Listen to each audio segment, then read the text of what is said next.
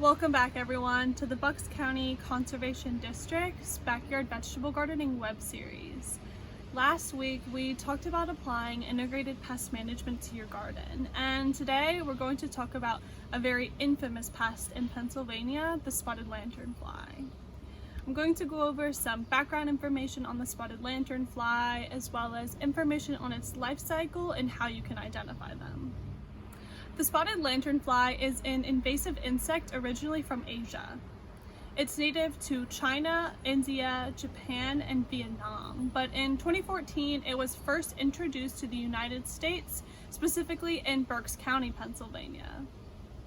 Since its discovery, major efforts have been made to limit its spread, but it can now be found in 26 different counties across Pennsylvania, including Bucks County, as well as many other eastern states. One of the main ways it spreads so quickly is through its egg masses, which it can lay on surfaces such as cars, allowing them to literally hitchhike between counties and states. Spotted lanternfly is a plant hopper in the insect order Hemiptera. As a plant hopper, they can jump extremely fast and far, making them difficult to catch sometimes. They have piercing sucking mouth parts, which allow them to feed on plant sap. This sap feeding causes them to excrete a honeydew out of their back end. This sugary substance can attract other insects and lead to the growth of sooty mold on the base of trees. They feed on a variety of different host plants from 70 different species, many of which are extremely important to agriculture and forestry.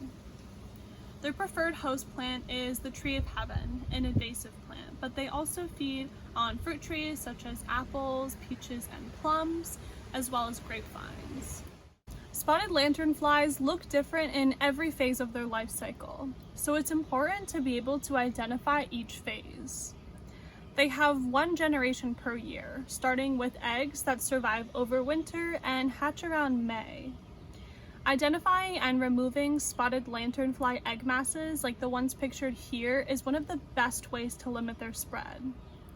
Once they hatch, they are in the immature phase called nymphs.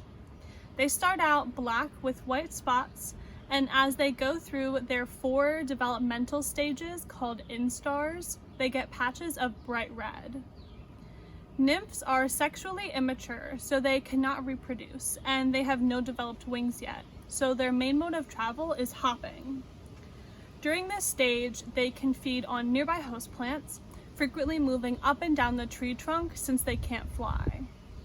This is another really great opportunity for control, as sticky bands and circle traps can be used to trap them as they move back up the tree. Around July, they enter their adult phase, where they develop wings and are sexually mature and therefore able to reproduce.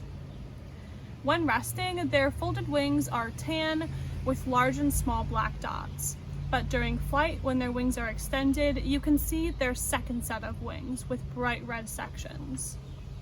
At this point, sticky bands and circle traps are not as effective since they can fly up the host plant. From September to early December, they lay their eggs. The adult females lay rows of eggs on host plants or other smooth surfaces and then cover them in a gray, waxy secretion, creating the egg mass. Each mass contains about 30 to 50 eggs, and each adult female lays at least 2 egg masses per season. As I mentioned earlier, this is the best time to control spotted lanternfly.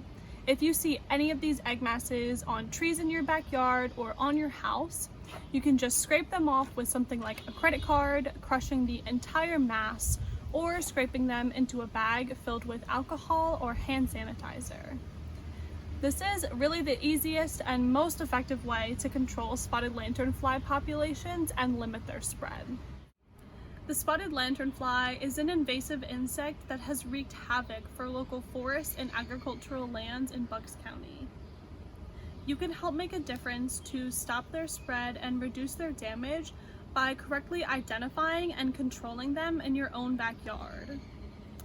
In our next video, we're going to show you 2 different types of traps you can build yourself and install on infested trees that are extremely effective in catching spotted lanternfly nymphs. Thank you so much for watching, and I can't wait to see you in the next video.